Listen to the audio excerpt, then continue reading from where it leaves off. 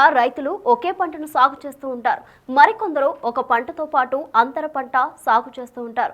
కానీ వ్యవసాయాన్ని వ్యాపకంగా చేసే రైతులు మాత్రం ఒకే పొలంలో అనేక పంటలు సాగు చేస్తూ అధిక లాభాలు గడిస్తూ ఉంటారు. అలా ఒక ఎకర పొలంలో 20 రకాల అంతర పంటలను సాగు చేస్తూ తన కుటుంబానికి అవసరమైన ఆదాయాన్ని పొందుతున్నాడు ఈ రైతు. నీటి ఆదాతో పాటు వ్యవసాయ ఖర్చులు తగ్గించుకోవడంతో పలువురికి ఆదర్శంగా నిలుస్తున్నారు.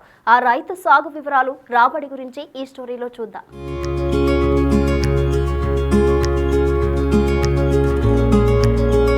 ఇక్కడ కనబడుతున్న రైతు పేరు గోరింట్ల శ్రీనివాసులు. ప్రకాశం జిల్లా టంగుటూరు మండలం మర్లపాడు గ్రామానికి చెందిన వ్యక్తి.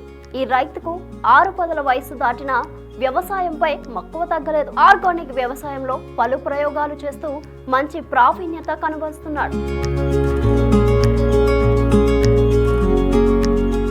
గోరింట్ల శ్రీనివాసులు పెద్దగా చదువుకోలేదు. అయినా తనకు ఉన్న 1 ఎకర పొలంలో 20 రకాల పంటలు సాగు చేస్తూ పలువురు రైతులకు ఆదర్శంగా నిలుస్తున్నాడు.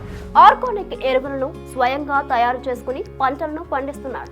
రోజు వారి ఆదాయం 1500 నుంచి 2000 ఉంటుందన్నారు రైతు శ్రీనివాసులు. పొలం చుట్టూరా అరటి, కాకర, పాలకూర, బీర, నిమ్మ, మామిడి, బంతి, టొమాటో ఇలా అనేక పంటలు పండిస్తున్నాడు. వ్యవసాయ శాఖ నుంచి ఆర్గానిక్ ఎరువులకు తయారీలో మంచి సపోర్ట్ ఉండడంతో మంచి దిగుబడి వస్తుందని అంటున్నాడు రైతు గోరింట్ల శ్రీనివాసులు. మనం ప్రస్తుతం ప్రకాశం జిల్లా టంగుటూరు మండలం మర్లపాడు గ్రామంలో ఉన్నాం. ఇక్కడ ఒక రైతు 1 ఎకర నేలలో మొత్తం అంతర పంటలు 20 పైగా ఇక్కడ సాగు చేస్తున్నారు. ప్రస్తుతం రైతు గోరింట్ల శ్రీనివాసులు ఉన్నారు. ఒకసారి అంత మాడదాం.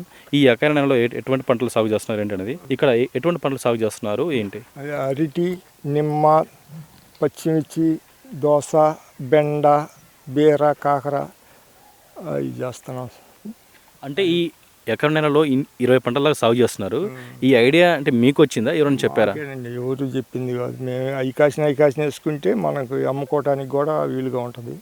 అవి మార్కెట్కి పోకుండా మనం అమ్ముకోవచ్చు. అందుకని మేము చేస్తాం.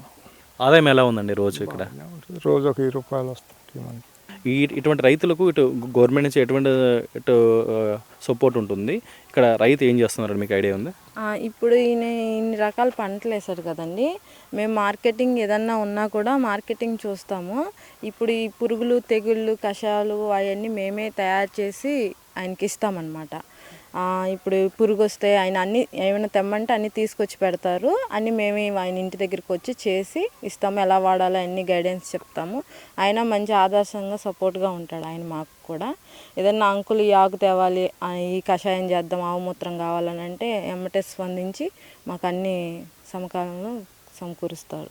రైతులకు మీరు ఎటువంటి సలహాలు, సూచనలు ఇస్తారు? ఈ విధంగా సాగు చేసుకోవడానికి మంచిదంటారా, లేకపోతే ఏంటంటారు? సేంద్రియ పద్ధతులు ఎప్పుడైనా సాగు చేసేటప్పుడు అండి, ఇప్పుడు పురుగు మందు అయితే మనం పురుగు వచ్చేసాక స్ప్రే చేస్తారు. ఈ సేంద్రియ పద్ధతి అలా కాదు. స్టార్టింగ్ నుంచే ఒక ప్రోటోకాల్ ఫాలో అవ్వాలి. ఖచ్చితంగా మనం పురుగు, తెగులు రాకముందు నుంచే ఇవి చేసుకుంటూ ఉండాలి. క్రమ పద్ధతిలో చేయాలంటే ఈ కషాయం స్ప్రే చేసినాక మళ్ళీ వారానికి ఒకటి అట్లా అనుకుంటే సేంద్రియ పద్ధతిలో చాలా సక్సెస్ అవుతారండి. మళ్ళీ క్రమ పద్ధతి మిస్ అయితే మట్టుకి రాదు, ఈల్డింగ్ కూడా తక్కువ వస్తుంది. అంత ప్రోటోకాల్లో చేయాలండి. ఇది మొత్తానికి సంవత్సరం పొడవునా ఇక్కడ రైతు అయితే ఇక్కడ సేంద్రియ పద్ధతిలో అంతర పంటలు 1 ఎకరం నెలలో 20 పంటలు సాగు చేస్తే కూడా ఇక్కడ మిగతా రైతులను కూడా అయితే ఆదర్శం నిలుస్తున్నారు.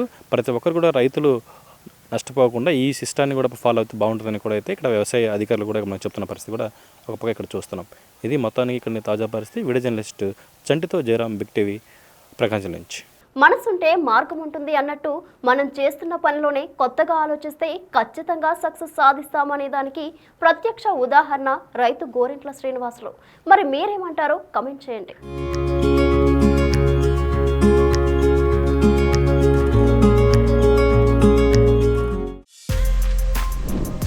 For more videos like this, subscribe Big TV channel.